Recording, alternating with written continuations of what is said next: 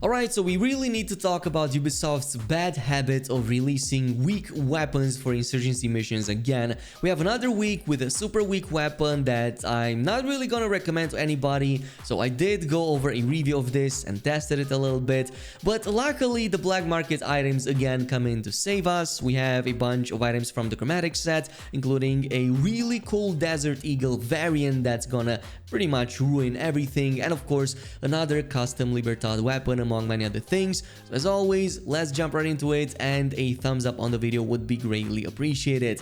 But starting things off, if you head over Alola, you will notice a bunch of new items being reset for this week. One of them is a variant from the tier 170T, or well, another unique Rough Rider rifle with a low ammo count that we will check in just a little bit. Actually, this is a pretty powerful weapon that I come to love after using it a little bit, but also we get access to a bunch of items from the Chromatic set that you also find for, well, in exchange of money in the paid shop, but we do get these for free. One of them is the Desert Eagle variant called the D-Razor, which is extremely strong, and of course also this really cool helmet that for the purpose of this video doesn't really serve any purpose. It just looks cool, so I suggest buying it for the aesthetics. But let's begin with the brand new custom Libertad rifle, of course a 4-star variant of the 1-star that you likely got from the main campaign and probably put aside for good because it was never really that great. Well, this time around it has a lot more mod slots, which brings a ton of advantages. One of them is the fact that you can quickly reach a full damage meter right there with just a couple of upgrades. One of them will obviously be that, well, overclock mod, and the second one will be the MK2 trigger discipline, which I definitely recommend since you're going to be aiming down the sights with this rifle 99% of the time anyway. Not that you can't use hip fire, you can definitely use that, and there's also a mod that will reduce the spread of the bullets when using that hip fire. And also you have access to a canted sight, meaning that the gun is pretty great at mid to close range as well. Not that you will be using it like that too much. As I've said, this is a really strong weapon, so you will likely want to use it as a semi-sniper slash rifle sort of combo here, but there are some drawbacks. One of them is obviously the lack of a high zoom scope, meaning that you only get to slap a ×5, and it's also one of the more distracting types, at least personally, meaning that even though this kinda looks to be playable as a sniper rifle, it doesn't reach that level yet.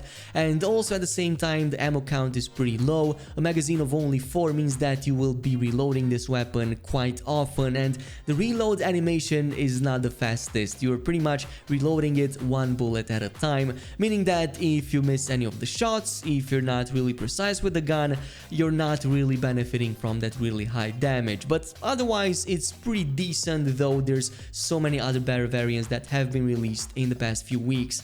The second weapon doesn't really have any of these drawbacks. It's another Desert Eagle variant, and this time around it's called the D-Razor, of course part of that Chromatic set I was talking about, and also the helmet piece. You can also buy it from the same black market vendor. Now this pretty much has the exact same stats as the Armed Resistance Watch Dogs Legion variant that has been released a few weeks ago, so it reaches the exact same potential with the same mods, meaning that if you already got that one, there's little reason to acquire this and spend the moneta unless you really like that skin, which personally I do, which is why I also bought it. I kind of like that shine on it. It has of course the glow, and not really RGB because it's only in the yellow color, but it's a very potent gun. Desert Eagles are quite broken in Far Cry 6 and did not take more than a couple of taps to the body to fully take down an enemy. Even more so since I recommend the Gut Rancher mode on it, so in this case you're going to deal really high damage with an already high damage gun, and slapping a ×2 scope on it will make it a decent rifle from mid range as well. What I like about it is the fact that you get access to 2 MK mods, not just the overclock one, meaning that you can apply both the Gut Rancher and of course the trigger discipline, meaning that yeah, you're gonna be dealing a ton ton of damage with this gun. Even more so, you're incentivized to hit the bodies, you can be a little bit more laxed with your precision, so even if you don't aim for the headshots, you will still not take more than 2 shots to take down even the strongest and most armored target.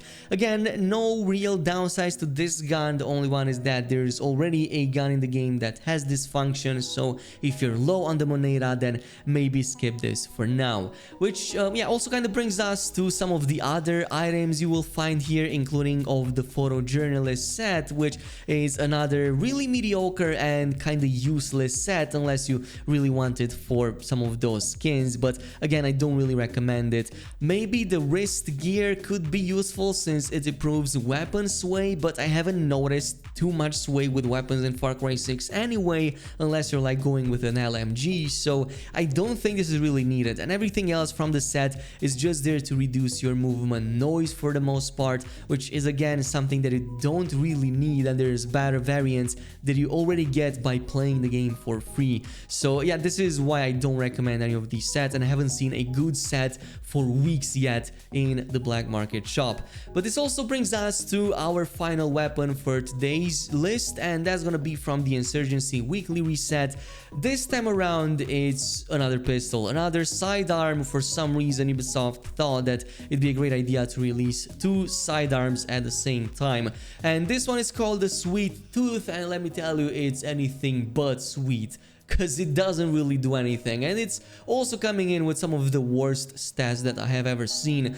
First of all, why is this a 4-star anyway? Because it has less mods available than most of the 2 stars in the game, maybe even some of the 1 stars in the game in the same pistol category. And even the ones that come with it are pretty lackluster. You get toxic rounds, which are extremely weak, and yeah, maybe a fast reload and a preloader, which might help you over there when reloading this before consuming the entire ammo, but why would you even do that? This gun is really not great. Now, I did play around with this weapon just to see if I can extract the last ounce of usefulness out of it, and I guess it can be useful for the fact that toxic rounds kind of put enemies into a toxic state, meaning that they will not immediately react to you if you shot them with at least a couple of bullets, meaning that they are also open to maybe melee damage or damage with some other weapon. I did try to make this work with the prisoner's scarf, kind of like trying to distract enemies with the bullets and then jump into an immediate takedown animation with that, but